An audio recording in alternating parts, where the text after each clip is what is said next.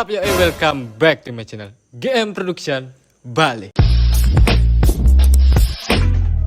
Oke, apa kabar kalian semua ya? Semoga sehat selalu dan rezekinya lancar ya. Oke, di sini gue akan membuat Q&A ya bersama the one and only YouTuber terkeren, terkece, tergemuk.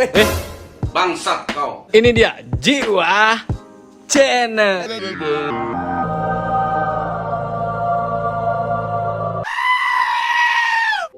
Oke, di samping gue sudah ada Jiwa Channel ya. Di sini Jiwanya sudah mau meluangkan waktu untuk bacot-bacot santuy ya. Ya, Bang.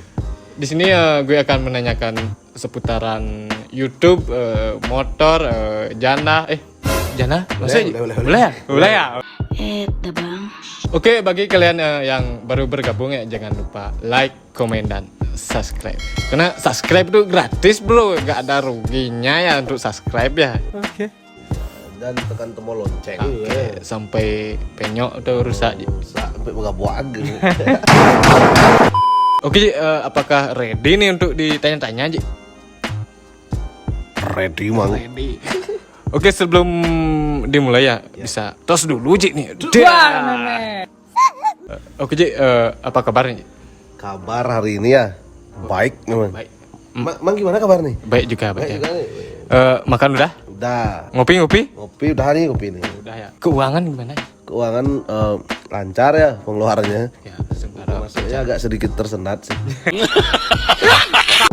Oke, Ji, untuk nama lengkap, Ji. Nama lengkap Gusti Ngurah Rizky dirahasiakan nya biar nggak Dirahasiakan ya. disantet nih. Bahaya tuh bos, hidup di Bahaya kampung nih bahaya nih. Ces. Kena serangan magic com namanya. Hidup di kampung tuh emang keras ya. Keras mang, di kota keras sebenarnya. Keras ya? Mana kita hidup tuh keras bos. Hidup tuh butuh perjuangan yang khusus bos ya. Nama panggilan, Ji? Nama panggilan kalau sekarang sih sering dipanggil Jiwa Channel. Kalau dulu Wah Rizky. Dulunya lagi Rizky aja. Iya. Nanti takutnya dikira orang Jawa gue mah.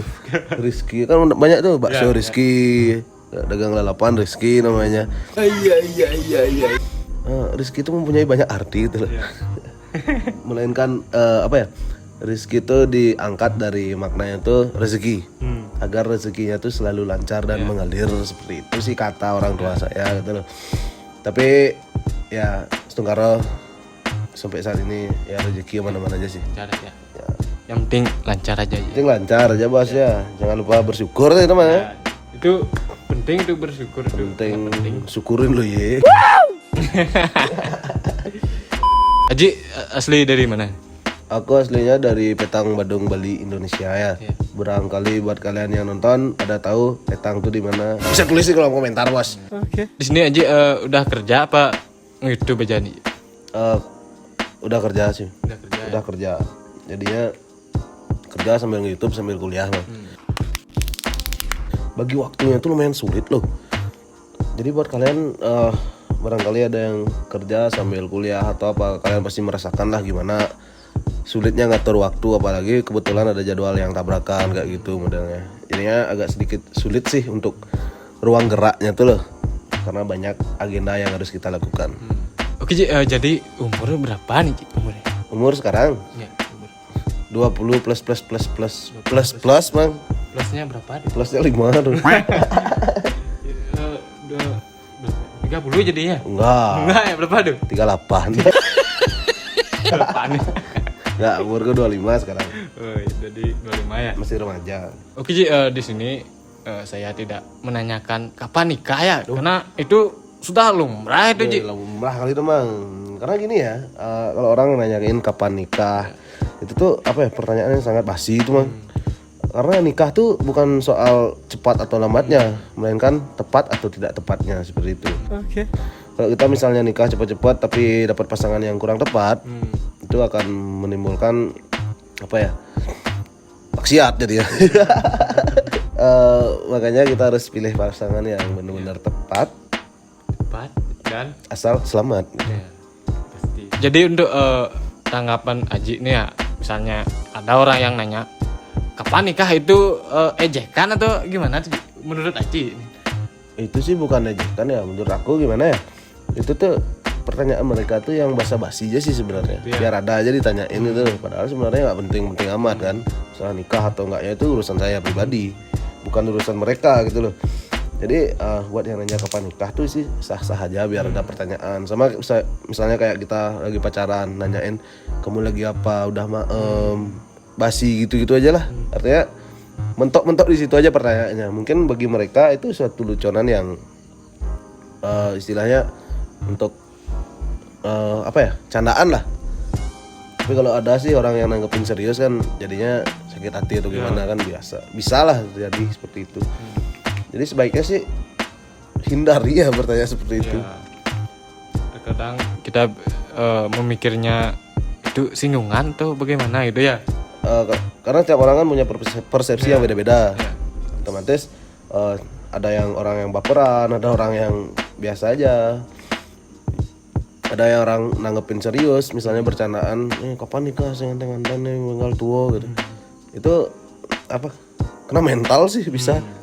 Apalagi kalau di belakang dari story-nya dia tuh ada sesuatu yang mungkin menyakitkan hatinya dia, misalnya kayak ditinggal nikah atau apa. Itu akan menjadi apa ya, bahan untuk mendownkan mentalnya dia lagi, seperti itu. Oke, di sini saya tidak menanya kapan nikah ya. Jadi saya akan menanya target umur berapa Aji nikah. Nah, itu kan boleh tuh ya targetnya. Aja sih. Kalau target sih sekitar umur 28 sampai 30-an tuh ya. Karena biar kita tercukupi dari segi materi dulu, dari segi finansial lah, dan dari segi mental, iman, biar nggak tergoyahkan nanti iman kalau udah nikah nggak bisa nyari pasangan baru lagi gitu. Karena anak muda biasanya cepat bosan kayak gitu. Ini puasin dulu masa muda, karena masa muda ini nggak datang 2 kali mang. Oke. Betul. Itu sih kalau menurutku pribadi ya. Mungkin kalian yang ada yang setuju bisa like video ini ya bos ya. Nggak, cecaknya juga berbunyi. Cecak, bunyi cecak ya. Artinya tuh puniko ros patut tuh yang mana? Iya. Itu tepat. Gitu. Tepat sasaran tuh bos. Oke Ji, untuk awal nge-YouTube dan kenapa memilih YouTube? Oke, jadi ini pertanyaan bagus ya dari Mang Krisna. Itu awal dari YouTube. Awal dari YouTube itu karena emang hobi sih sebenarnya. Karena emang hobi bikin video. Dan hobi saya itu apa ya, dulu kan sempat kerja di bengkel juga. Sempat kerja di bengkel selama 3 tahun. Jadinya emang hobinya sih di otomotif. Suka otak-atik motor. Dan selain itu punya hobi bikin video. Ini saya berpikir kenapa nggak digabungin, kita bikin video tentang otomotif. Dan ini nyambung juga kenapa milih platformnya YouTube. Karena di YouTube kita bisa upload video yang durasinya panjang. Karena otomotif itu nggak bisa dijelaskan dengan singkat ya. Karena banyak rembetan-rembetan yang lain dan banyak komponen yang mendukung juga. Makanya kita perlu durasi yang lebih banyak. Di samping itu kita juga membutuhkan agar bisa mendapatkan passive income dari sana. Jadi kita sambil bikin video otomotif, itu bikin video otomotif kan sama dengan menjalankan hobi. Di samping kita menjalankan hobi, kita juga dapat pundi-pundi rupiah dari sana. Jadinya inilah hobi yang dibayar jadinya, seperti itu. Iya. Hobi berjalan tapi dibayar. Dibayar itu akan menimbulkan rasa senang atau kepuasan tersendiri.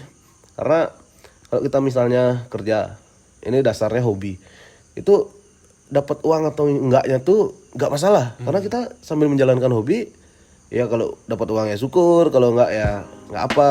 Tapi lebih baik sih dapat uang gitu loh. Apalagi bisa dapat uang kan gitu modalnya, daripada kita kerja di bawah tekanan. Itu kan beda lagi ceritanya. Seperti itu. Jadi dulu tuh iseng apa serius bikin YouTube? Dulu sih awalnya iseng-iseng, cuman untuk planningnya sih ada yang serius emang. Cuman kalau aku sih nggak terlalu fokus ke serius, harus ini. Nanti kalau misalnya hasilnya nggak sesuai yang kita harapkan, itu kecewanya berat kan. Kalau misalnya kita terlalu serius. Tapi kalau kita misalnya iseng-iseng aja dulu, siapa tahu gitu kan. Tapi kalau kita udah nemuin peluang, kita harus serius di sana. Kalau kita udah nemuin peluang, kita harus fokus dan harus benar-benar totalitas di sana. Karena peluang tuh nggak datang 2 kali. Mungkin aja datang 2 kali, tapi peluangnya itu nggak mungkin sama. Misalnya kita udah dapat peluang bikin video otomotif apa, itu viewsnya udah lumayan, kita harus terusin konstan. Jadi yang paling penting itu kalian konsisten dan apa ya, memperjuangkan konten kalian dan menjaga kualitas sih yang paling utama. Kalau aku karena emang dari dulu penikmat dan penghobi videografi ya, kualitas tuh yang paling utama. Banyak kok konten yang aku nggak upload karena kualitasnya kurang menarik, kurang bagus kualitasnya. Jadi konten tuh harus berbobot dan orang tuh biar bisa menangkap ilmu. Ini konten apa sih sebenarnya? Genrenya hiburan atau edukasi atau apa? Jadi kalau bagusnya sih kita tuh bisa menggabungkan antara konten humor, edukasi sama apa ya, menambah wawasan mereka lah. Jadinya orang tuh tercover semua di sana. Kan banyak nih tipe-tipe orang yang sekedar nyari humornya aja, sekedar nyari edukasinya aja. Edukasi dalam artian menambah wawasan mereka tentang otomotif. Misalnya mereka tuh nggak tahu tentang mesin, kita jelasin secara rinci, jadinya mereka tahu kan. Artinya wawasan mereka tuh nambah. Itu edukasi. Kemudian kalau humor ya mungkin ada luconan-luconan atau guyonan-guyonan masa kini lah, kan banyak tuh. Seperti itu. Kenapa nama channel Jiwah Channel? Kenapa gak Jiwah Gantang gitu? Oke. Ini pertanyaan yang lumayan sulit untuk dijawab ya. Kenapa nama channelnya Jiwah Channel? Karena nih aku bahas tadi nama Jiwah dulu. Jiwah nih ya kalau di Bali tuh biasanya orang nyebut Ji itu pasti orang yang udah dewasa ataupun udah nikah lah. Karena kata dasarnya tuh Aji gitu.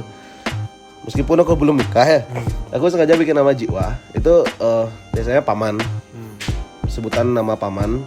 Makanya aku bikin nama Jiwah karena biar hubungan antara interaksi antara aku dan penonton atau subscriber itu bagaikan paman dengan keponakan atau sebaliknya lah. Jadinya mereka tuh nggak canggung. Seperti itu sih kalau maknanya aku ulas. Kemudian untuk channel, kenapa namanya channel? Karena ini nih saluran. Channel itu artinya saluran dari Jiwah. Jadi di sanalah Jiwah menyalurkan hobi dan ilmu yang dipunyai. Seperti itu sih. Dan menjadi Jiwah Channel seperti itu. Keren tuh. Oke Ji, untuk pertanyaan selanjutnya, kan dah lama Ji YouTube nih. Pasti ada keluhannya. Untuk keluhannya YouTube tuh gimana Ji? Keluhnya kena knalpot, keluh namanya. Keluhan lain kena knalpot lagi, lain lagi.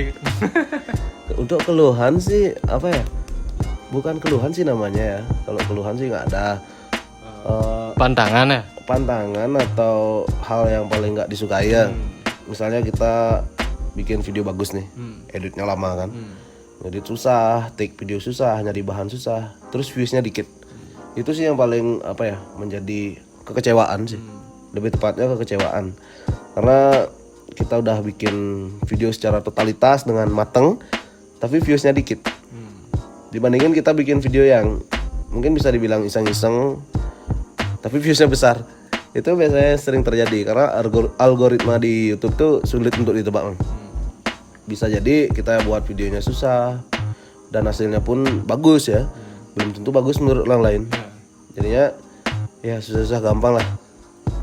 Jadi itu keluhan atau pantangannya? Ya itu sih kalau menurutku pribadi. Apalagi kita misalnya pas awal-awal bikin channel YouTube, pasti banyak nih di sekitar kita, khususnya di Bali ya.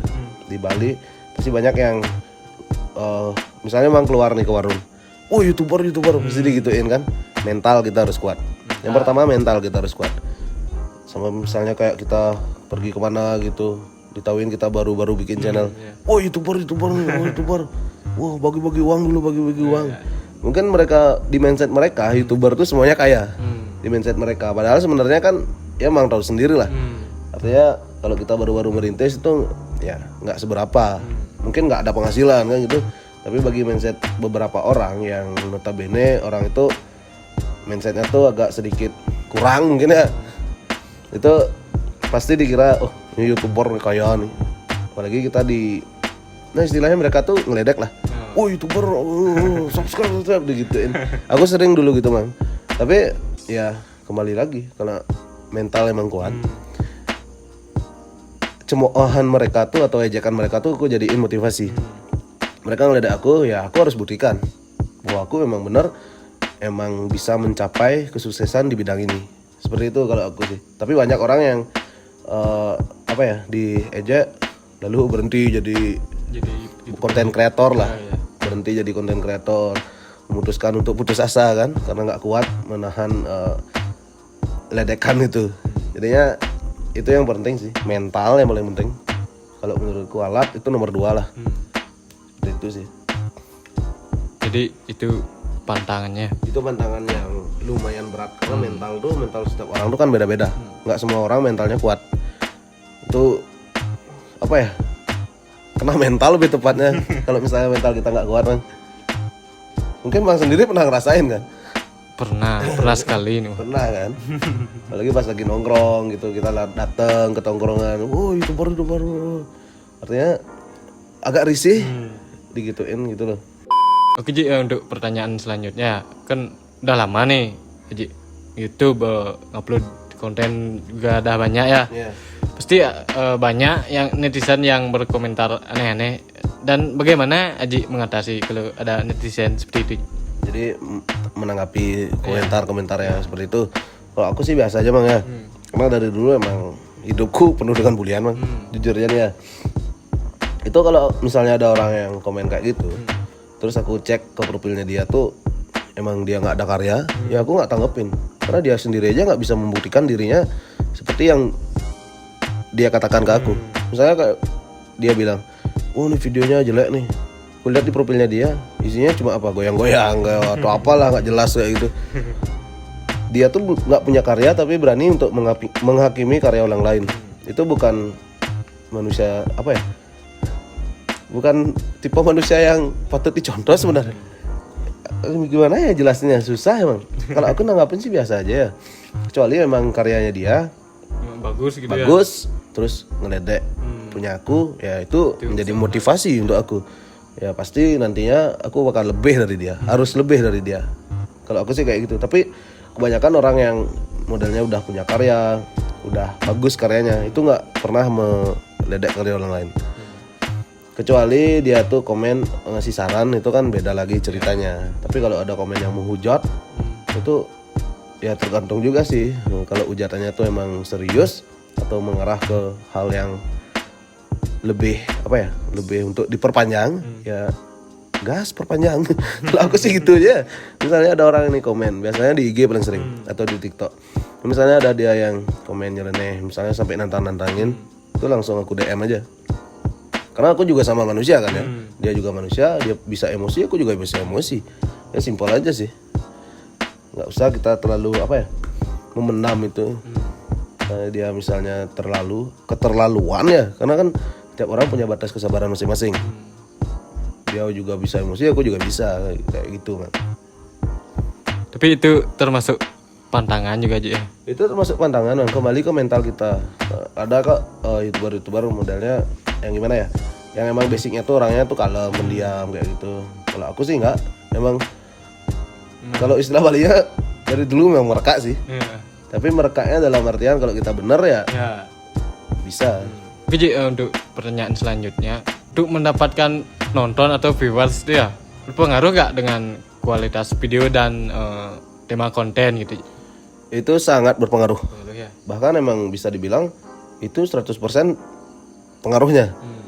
Kalau misalnya konten kita bagus, tema konten atau konsep konten dan kualitas videonya bagus, itu orang tuh jadi nyaman nontonnya. Karena wah, ini orang menarik nih. Kayak gitu jadinya. Beda halnya kalau kita misalnya bikin video ya asal-asalan lah, getor atau konsep itu nggak jelas. Misalnya judulnya apa? Samping itu kualitas juga sangat penting kalau menurutku pribadi selaku emang penikmat dan penghobi di videografi Mang. Karena kalau misalnya kita bikin konten seperti yang saya katakan tadi itu kan, kita bikin konten udah bagus konsepnya, temanya, tapi kualitasnya bisa dibilang buruk ya, itu aku mending nggak upload daripada kurang puas aja sih. Untuk diri sendiri kurang puas menunjukkan karya kita di YouTube. Oke Ji, tadi kan udah menanya keluhannya ya. Jadi sekarang menanya senangnya YouTube tuh di mana? Senang yang YouTube dia misalnya kita buat video nih, satu video, terus yang nonton banyak. Itu senengnya itu karena apa ya, video kita dinikmati oleh banyak orang, bahkan sampai jutaan orang kan. Jutaan orang tuh lo banyak. Kita kumpulin tuh 1 juta orang, luas loh. Sampai itu kita bisa membuat apa ya, zaman sendiri. Misalnya kalau sekarang bikin konten pakai motor apa 2 tak, itu nanti bakal banyak yang ngikutin. Misalnya kita touring pakai motor ngarit Padang, Supra atau apa, kemudian hari banyak yang ngikutin, itu kebanggaan tersendiri. Nih berarti aku berpengaruh nih di bidang ini. Seperti itu sih kalau mindsetku pribadi ya. Itu menjadi apa ya, mungkin menjadi kebanggaan tersendiri. Dari awalnya aku orang hidup yang tidak berguna, sekarang ya ada gunanya dikit lah untuk mengarahkan anak-anak muda. Seperti itu sih, Mas. Berarti menjadi YouTuber tuh kebanyakan susahnya daripada senangnya aja ya. Itu sih 50-50 mah ya. Agak sedikit balance sih sebenarnya. Tergantung cara kita sih. Kalau misalnya kita mau cari yang banyak senangnya, itu kita harus apa ya, memperhatikan pasar juga. Misalnya apa sih yang lagi tren sekarang, kita harus ikutin itu. Meskipun itu bukan jati diri kita. Sama kayak aku misalnya, aku kan memang YouTuber otomotif, tapi ada yang suatu yang lagi viral di TikTok, kita harus ikut juga, harus ikuti alur juga. Nggak boleh kita apa ya, kaku. Sebagai konten kreator tuh nggak boleh kaku sih sebenarnya. Kalau pengen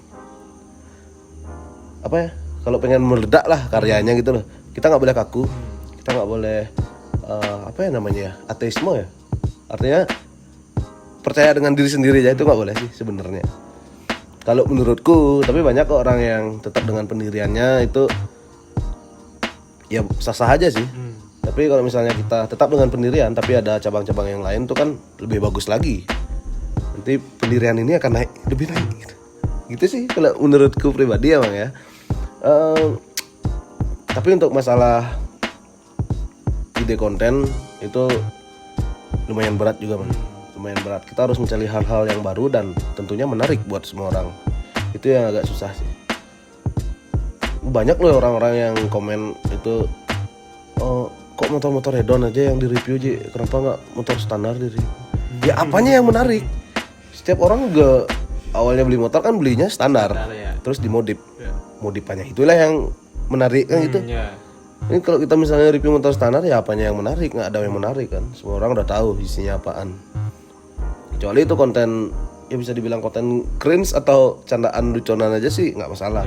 Tapi kalau emang serius untuk review ya kita harus cari yang modif-modif hedon lah, di luar nalar. Karena menjadi video itu biar bisa menjadi inspirasi buat orang-orang yang ingin modif. Seperti itu sih kalau aku. Oke Ji, dan sekarang kita tadi kan ke YouTube, dan sekarang kita beralih ke motor lah. Kan banyak nih di belakang saya motor. Ada motor apa nih, Mio, Noel juga, Posuan juga, dan kecil nih apa Ji? Santoso, mungkin lah. Mungkin ya. Yang Aji paling suka motor yang mana nih? Motor paling suka ini si Noel nih. Si Noel ya. Ya karena itu emang cita-cita dari waktu SD dulu. Cita-cita dari SD pengen punya motor kecil yang bisa dibawa kemana-mana, dan akhirnya terwujud pas sudah gede. Itu suatu impian yang bisa terwujud, Bang. Karena dulu emang keberadaan keluarga itu nggak terlalu punya lah di ekonominya. Jadinya ya mana mungkin bisa menjadi hayalan aja. Dulu sampai misalnya pergi ke ladang gitu kan, Corona Bali kan ke Tegal lah. Bawa mengayal kan, mengayal kok nih naik motor kecil. Ambil jalan gitu. Ya akhirnya pas udah gede baru bisa mewujudkan. Ini loh 2 tahun aku bangun motornya tuh. 2 tahun? 2 tahunan. Jadi ini Aji rancang sendiri atau bagaimana? Untuk konsepnya sih konsep sendiri. Ya? Emang pure, emang sukanya model kayak gitu. Kalau yang ini kan emang model ori dari Monkey. Ya. Kalau yang itu emang model seperti itu yang aku suka gitu loh. Model Jap style lah. Berarti custom sendiri ya? Custom sendiri. Kenapa gak memilih Moge atau chopper itu? Kalau chopper sih aku udah bikin, Mang. Masih di bengkel, masih proses ya. Nanti mungkin ada di sini juga. Itu untuk moge sih belum. Budget belum mencukupi sampai sana. Katanya belum tersentuh sampai sana sih. Ya Stungkaro nanti mungkinan bisa sih. Kalau keinginan sih udah ada, tapi masih ada prioritas yang lain. Masih ada prioritas yang harus saya realisasikan untuk kedepannya ini. Tapi untuk moge sih belakangan, kalau udah ada uang yang pastilah. Itu sih. Stungkaro tercapai. Stungkaro mang Saria kan gitu ya. Karena beli moge itu nggak semudah beli motor-motor ya kayak gini. Butuh uang banyak tuh bos. Samping itu perawatan juga tinggi dan biaya pajak segala macam lah. Intinya kita harus siap finansial di situ. Oke, Ji kan sering nih review motor habisnya sampai 200 jutaan. Iya. Dan dibandingkan dengan mobil seharga 80 juta, modif misalnya 20 juta kan jadi 100 juta nih. Iya. Misalnya ada orang banyak nih. Ada yang bawa mobil itu, wah, bawa mobil nih. Ada yang bawa motor modif 200 juta, dia biasa aja. Kenapa mobil itu lebih unggul, Ji? Kalau ini kembali sih ke lingkungannya sebenarnya. Kalau lingkungannya itu udah semuanya punya mobil, ya mobil tuh akan jadi bahan yang biasa aja. Tapi kalau misalnya lingkungannya itu nggak terlalu, misalnya ada yang punya mobil berapa aja gitu, kemungkinan sih mobil akan jadi daya tarik mereka. Ini tergantung ke zona juga. Misalnya kita pergi ke kemana nih, suatu daerah nih. Misalnya di sana udah banyak mobil modif, tapi motor modif belum. Otomatis yang lebih disohorkan tuh motornya. Motor, karena mobil udah modif tuh udah banyak ada di sana. Ini tergantung juga sama mindset yang ngelihat. Banyak orang yang punya pemikiran, budget modif segini, mending beli ini, mending beli itu. Itu mending namanya. Kalau menurutku pribadi ya itu sah-sah aja sih. Karena kalau orang yang udah modif Vespa-nya atau motor apalah sampai ratusan juta atau melebihi dari harga motornya itu, mereka tuh udah pasti punya mobil, udah pasti. Bahkan mobil itu udah mewah pasti kan. Gak mungkin mereka tuh nggak punya mobil tapi modif motornya tuh sampai ratusan juta. Ya pastilah udah punya mobil dan mungkin sesuatunya yang udah mewah dan uangnya tuh bisa dipakai modif-modif motor. Kalau setauku sih jarang ya ada yang modif motornya tuh head on banget, tapi dibalik itu nggak ada apa, itu jarang sih. Kebanyakan emang pure atau murni emang orang itu kaya kayak gitu sih. Sultan sih kebanyakan sih. Itu sih kalau menurutku. Dan juga sudut pandang orang itu kan beda-beda juga. Ada yang sudut pandangnya seperti ini, seperti itu. Jadinya kita emang ya sulit juga menyatukan sudut pandang orang tuh, emang nggak bisa bang. Karena mereka tuh punya sudut pandang dan kepercayaan dan keinginan yang beda-beda. Misalnya kalau seperti yang Mang katakan tadi atau Mang tanyakan tadi itu ya, motor 200 juta modif nih, mobil 80 juta, modifnya 20 juta. Lebih banyak orang yang ngelirik mobil. Kalau aku sih lebih ngelirik motornya. Karena kenapa dia berani ngabisin melebihi dari harga motornya, bahkan sampai 5 kali lipat dari harga motornya kan. Apa sih kenikmatannya? Kalau aku itu yang pertanyaan, apanya sih yang mahal gitu loh. Kalau aku sih penasaran ke itunya. Kalau mobil modif 20 juta tuh gak kelihatan apa man. Cuma pelak sama brong aja. Sama brong aja. Dan kadang-kadang orang pakai audio yang ngelantung tuh kan. Audio kayak di KP-KP gitu. Kalau aku sih seperti itu. Ini berkelas atau enggaknya ya tergantung yang menilai lah. Oke Ji, untuk kedepannya bagaimana cara Ji untuk memajukan channel Ji Wah Channel ini? Apakah ada perubahan konten atau apa? Kalau perubahan konten sih nggak ada ya. Palingan penambahan segmen baru. Misalnya dulunya cuma review aja, sekarang nambah ada Sunmori. Sekarang ada Sunmori sama review, nambah jadi ada apa ya, kayak Ome TV atau selingan yang lain lah. Kayak collab sama TikTokan sama Q&A sama Joki atau yang lain lah, banyak lah pokoknya. Jadi scoop di YouTube nih kita tuh nggak harus monoton seperti itu aja. Kita bisa melebar ke yang lain asal tujuan kita atau apa ya, basic kita tuh tetap satu. Misalnya kita udah selingin dengan beberapa konten yang lain, itu nantinya kita kembali ke konten awal kita. Jadi seperti itu sih kalau aku pribadi ya. Untuk mengembangkannya tuh cukup dengan membuat konten yang lebih menarik dari sebelumnya. Seperti itu aja sih. Oke Ji, terima kasih atas waktunya udah mau Q&A ya. Mungkin lain kali bisa Q&A lagi. Gas Mang. Gas ya. Atau enggak mau nyoba-coba motor nih di belakang nih, semua boleh dicoba nih. Boleh nih. Boleh. Nyoba boleh, review boleh nih. Boleh. Boleh ya. Jangan jadi minta. Kalau diminta dibayar. Boleh. Enggak, ini cuma motor untuk koleksi aja sih. Ya. Biar rame aja sih. Tapi semuanya bisa dipakai bikin konten sih sebenarnya. Kebutuhan konten lebih tepatnya. Nanti juga bakal banyak ada motor-motor yang lain kok. Itu lagi 5 motor ada di bengkel. Nanti emang bisa gerebek garasi atau gerebek studio atau room tour. Ya, boleh. Ini semuanya hasil YouTube sih sebenarnya. Jadinya apa ya? Sesuatu yang bisa dibilang kebanggaan lah. Karena awalnya dari dulu orang tuh menjudge aku ya pribadi. Mungkin ada yang nonton tahu kayak gimana dulunya. Aku kan seneng freestyle lah. Atau dalam bahasa kasarnya tuh ugal-ugalan. Ya sedikit tidaknya bisa berubah dan membuktikan kepada orang-orang bahwa apa yang kamu lihat di luar tuh belum tentu dalamnya kayak gitu. Don't judge book by the cover. Jadi kamu tidak bisa menilai seseorang dari sampul luarnya aja.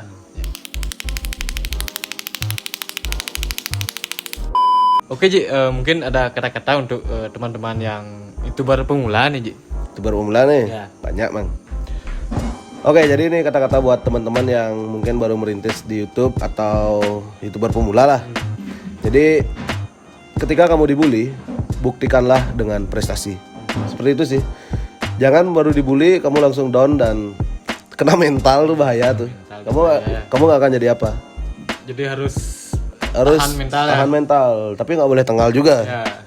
Karena banyak kok orang yang mentalnya bisa dibilang baja tapi dia tuh tengal. Tengal dalam artian apa ya? Garing lah orangnya, nggak nyambung gitu loh. Banyak kok orang yang kayak gitu.